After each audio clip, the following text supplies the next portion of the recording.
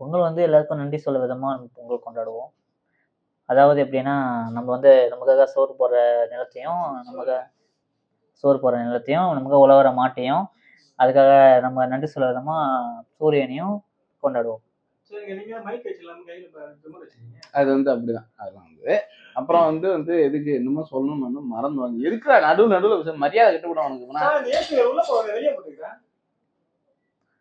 மழை எட்டிட்டு மிச்சம் கேள்வி கேள்ற அவன்கிட்ட என்ன பேசுற? இது அப்புறம் வந்து திரும்பி இனிமே ரெகுலரா வீடியோ வரும்னு நாங்க கேள்வி மாத்துட்டான்.